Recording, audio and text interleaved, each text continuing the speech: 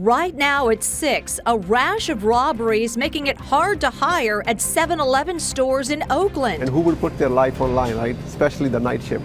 We'll meet a store owner feeling the crunch. The people from the community are the ones that are hurting the most. Plus, a tiny solution to one of the Bay Area's biggest problems. I was mixing heroin, fentanyl, crystal meth, and cocaine together. We'll introduce you to a man who credits a modular housing project with helping him go from the streets to the job hunt. They all thought I was crazy. They're like, dude, you're not ready. I'm like, yeah, I'm ready. And later, used car prices spiking as the demand grows at dealerships. Normally, at any given time, all of these cars, these spots will be filled. What's driving the trend and how you could potentially cash in. This is CBS News Bay Area with Juliette Goodrich. Good evening. Thanks for joining us. We begin in Oakland, where crime is creating a staffing crunch at 7-Eleven. Stores keep getting hit, and frustrated owners say thieves treat them like ATMs. Robbers have repeatedly targeted 7-Eleven locations across the city, stealing cash registers and grabbing boxes of cigarettes. The latest holdup happened yesterday morning at the 7-Eleven in the Diamond District. So store owners tell our Dahlin these constant robberies are making it nearly impossible to hire cashiers, especially for overnight shifts. Store owners say the damage from these robberies goes beyond money. It creates fear. They say many cashiers never come back after a traumatizing experience.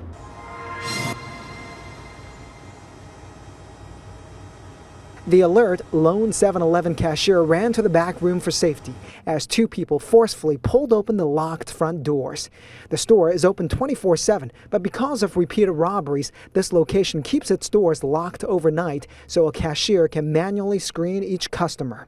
It happened Thursday morning at 4:40 a.m. at the MacArthur Boulevard store. The two suspects took boxes of cigarettes and the cash register. After every time we get hit, it's hard to find employees because usually if employees whenever the business get hit, right, robbed at a gunpoint or with a major damage, those employees do not come back to work. Amar Bar, better known as AD, is a board director with the American Petroleum and Convenience Store Association, which represents gas stations and convenience stores. While he does not own the store that was hit on Thursday, he does own a nearby Oakland 7-Eleven that was robbed just 2 months ago. He says finding cashiers is so difficult that he has to pay more to staff the overnight shift. 7-Eleven cashiers in Oakland start at $17 an hour. These jobs are minimum wage, and who would put their life online, right? Especially the night shift. I interviewed the 7-Eleven clerk who quit on the spot after being robbed twice in his first month on the job.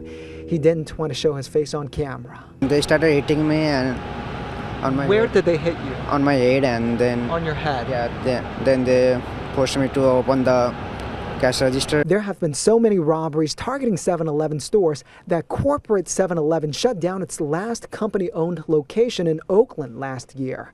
All 7-Eleven stores in the city are now run by franchise owners, mostly Southeast Asian immigrants. Our insurance is double almost in California for the business community, to a point where you stop reporting in fear of losing the insurance coverage for your business. Franchise owners have tried shortening hours and adding security, but a robber shot and killed a beloved 7-Eleven security guard in 2023. That's why the business community is calling for more police presence. I feel your pain, and I want to acknowledge that it is real. At the same time, crime levels are coming down, and we have a new generation of city council leadership that is really seeking to put public safety at the top level. It's my top priority. Council member Charlene Wong says the city is working to hire more officers and dispatchers. Our priority one phone calls, the police response time is 9 minutes. The national standard is 5 minutes. We need to get that down. Customers worry they'll lose their local stores if nothing changes. If they close down, we got to travel further and it'll be more difficult. The people from the community are the ones that are hurting the most. AD says closing would be a tough and absolute last option. Just being in Oakland is a challenge, but we love our city. We don't want to leave. We want to continue business here. No one has been arrested in the latest 7-Eleven robbery. And while the city says crime is down, business owners say it's hard to believe when thieves keep treating them like ATMs. The Oakland woman accused of driving a U-Haul toward a line of Coast Guard personnel is out of jail tonight over the objections of federal prosecutors. A federal judge ordered Bella Thompson's release from custody on the condition that she get mental health treatment. She will be supervised by her parents in Southern California. Federal prosecutors objected, arguing her actions during immigration protests last month make her a threat to the community.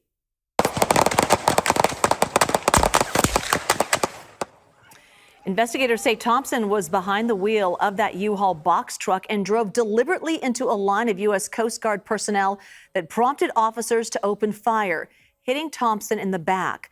Prosecutors say she tried to flee from the hospital after getting treatment. CBS News legal contributor Jessica Levinson says despite the high-profile nature of this case, this kind of ruling is pretty standard. Generally speaking, what courts are going to look at is really the same bucket of factors, whether or not we're talking about a federal officer or a local officer. We're talking about the crimes alleged. We're talking about whether or not this person might be a flight risk. We're talking about whether or not this person could be a threat to public safety. And all those things together are really this kind of stew of factors that judges will consider when making this determination. Thompson's attorneys argued she has no criminal record. A different federal judge rejected prosecutors' request to keep her locked up. Thompson is charged with assaulting federal officers. If convicted, she faces up to 20 years in prison and a $250,000 fine. All right, on to BART. BART riders are now able to take the green and orange lines to San Jose. Service was stopped at Hayward for most of the day after someone cut fiber near the Hayward maintenance yard. So you can see BART crews right there working to fix this problem. Service went down just before 5:30 this morning. It wasn't back up and running until around 3 this afternoon. BART police are investigating how the cables were cut. There's no word on any arrests. San Francisco is launching a new pilot program that aims to help transition people from RVs to permanent housing. So Mayor Daniel Lurie announced today the city will pay landlords the equivalent of 1 month's rent to reserve vacant housing units for families or single adults who are currently living in RVs.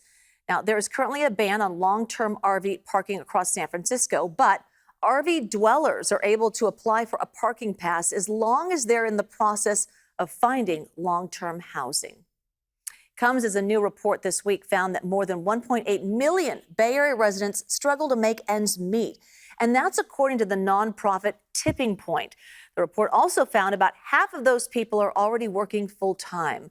But one small housing project in San Francisco is showing what's possible when people have stability and support from job training to health services.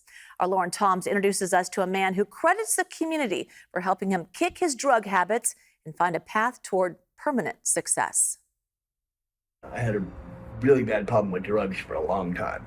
I was mixing heroin, fentanyl, crystal meth, and cocaine together and shooting it, and like 20 times a day. It was like ridiculous. For most of his life, Bryce Sterling had been stuck in a cycle of addiction and homelessness, a story playing out across the Bay Area every day.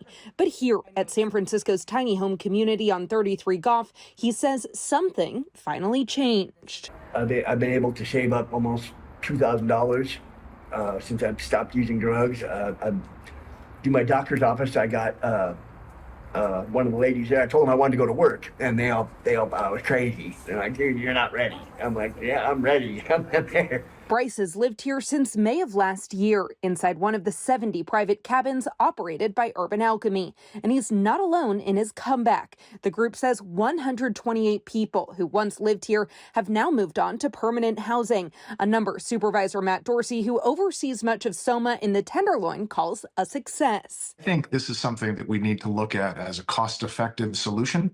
It may not be the cheapest solution, but it's certainly not the most expensive. And if it's true, and it seems to be so far, that this is something that is really doing what we want supportive housing to be doing, helping people get up on their own feet and find success elsewhere, that's great. That's exactly what we should be doing as a city. It cost about $32,000 per cabin annually to run the community. That cost more than a congregate shelter, but far less than building a new permanent structure. Dorsey says that makes it a smart stopgap in a city desperate for housing options. 33 Goff is one of several tiny home communities on leased land that would otherwise sit empty as developers wait on permits and financing. And because the cabins are modular, the entire village can be picked up and rebuilt somewhere else, carrying its community with it. At any given time in San Francisco, there are projects that we're just waiting for the financing to pencil out so that the thing can get going.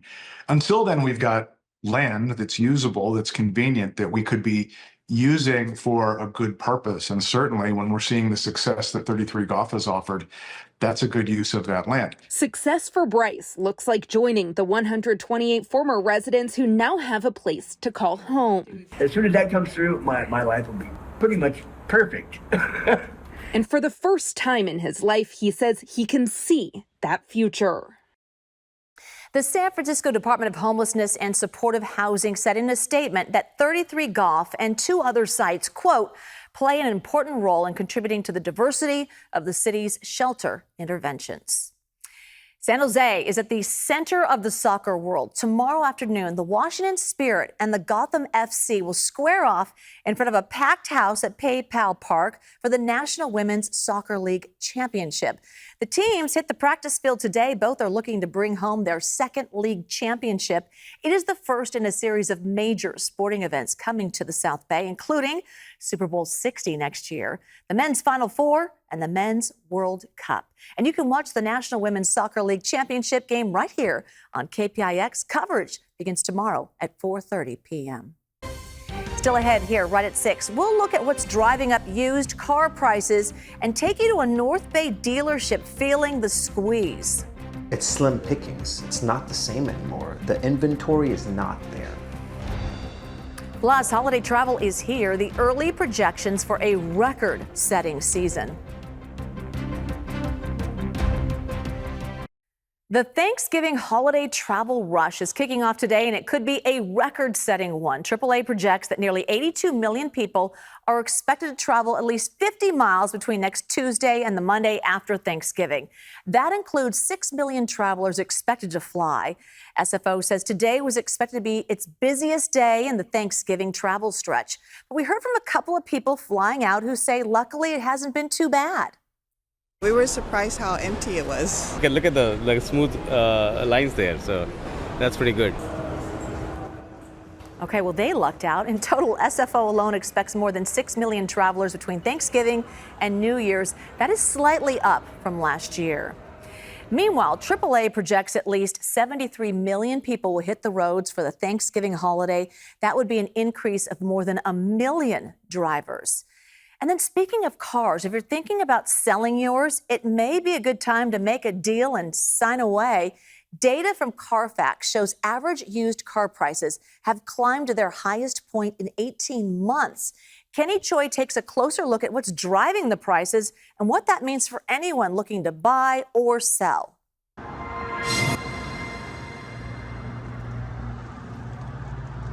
Increasing inventory continues to be a challenge for some used car dealerships. Normally, at any given time, we'll have about all of these cars, these spots we filled, we'll have a row of cars here. The garage packed. Omid Khalili has been selling cars for 17 years and says the numbers aren't where they should be. His coworker Don Davis is in his 47th year. Every car sale is unique. Thank you for calling Redwood Credit Union. They both say inventory at Marin Motors in Santa Fe is relatively low. It's slim pickings. It's not the same anymore. The inventory is not there. The latest data from KPIX shows that average used car prices have climbed to their highest point in 18 months to just under $25,000. That means shoppers are paying around $1,300 more for the average used vehicle than they would have just a year and a half ago. Brian Moody is executive editor at Kelley Blue Book Auto Trader. The San Francisco, Oakland, San Jose area at those prices being about 4.5% higher than the rest of similar sized cities across the country. The ripple effects of reduced new car sales during the pandemic mean there are fewer used cars available today, according to KPIX. That means it could be a good time to sell, especially if you have an extra car. Any dealership would be happy to take a car that someone's looking to sell, bring it to a dealership first. Industry experts say typically a 3-year-old car loses about 40% of its value.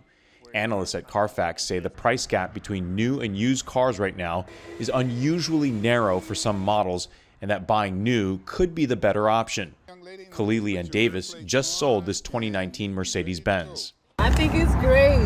Hopefully it fits me well. However the numbers fluctuate, they say they're focused on making their customers feel whole when leaving the lot.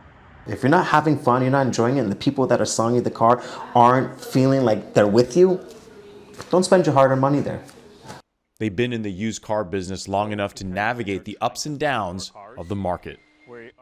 So industry insiders say don't assume used means cheaper right now. If a new car's price is close to the older model, consider the value of fewer miles, newer features, full factory warranties, interest rates, and lower maintenance costs. Darren. All right. Did you notice it's getting cold out there in the mornings? It's actually typical for this time of year. We're just going through an adjustment period with it, but you're going back to the low to mid 40s tomorrow. What about the storm track? We've had so much rain come through here lately.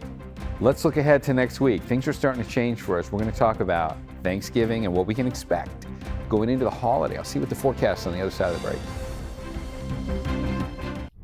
Well, what we're watching on the virtual set right now is the last storm that's going to threaten California for like the next 7 days. That's it.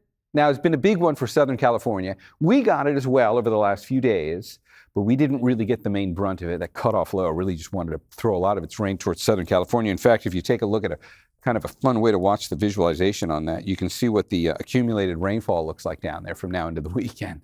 Kind of cool when you watch that circulating pattern. But for the most part, this is coming to an end. Let's come back up here and take a look at how things are going to play out for us. We'll bring our perspective in a little bit closer, and we're going to look at the future cast on here with a wide view in the Central Valley, because I want you to see how things are going to play out tomorrow morning.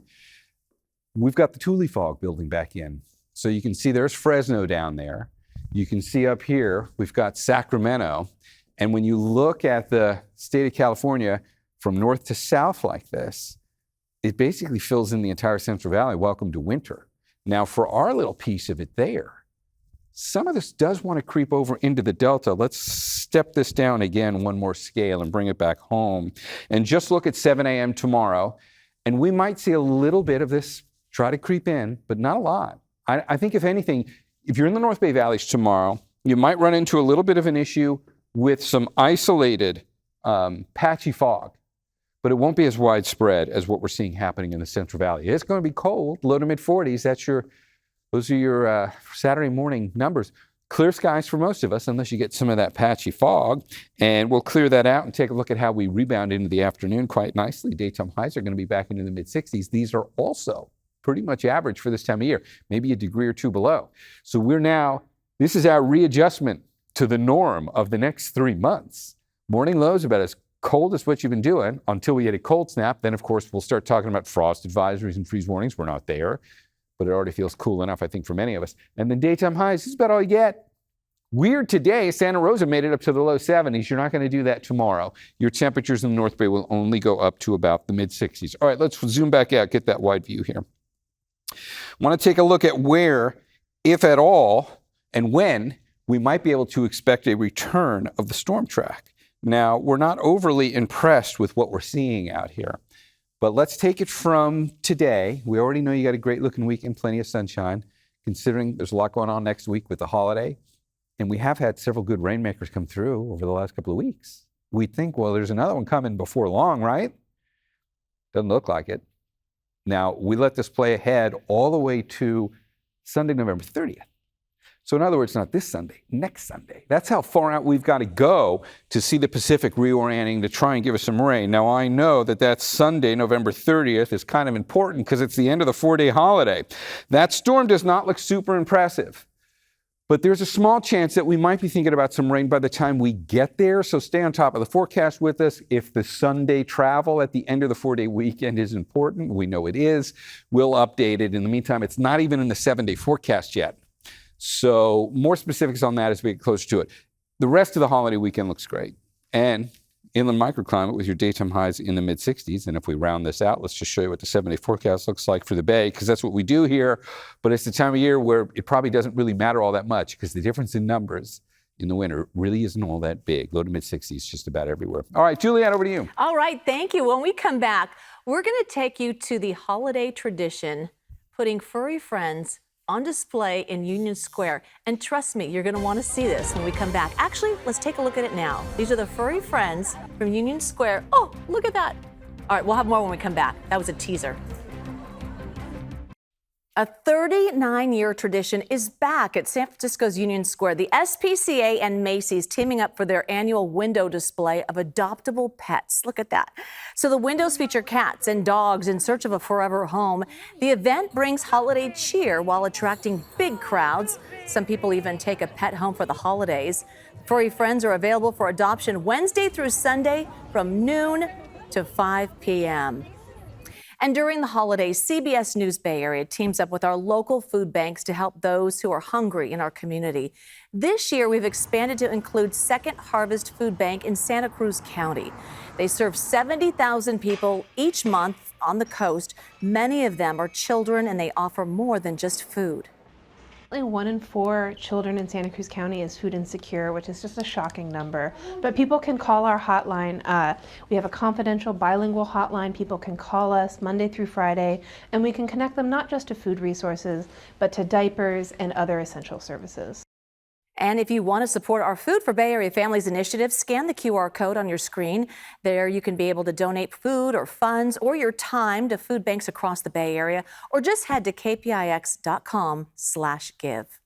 CBS Evening News is next on KPIX. Local news always on our streaming service, CBS News Bay Area. We're back right here in 30 minutes with CBS News Bay Area at 7 just for you. We will see you then.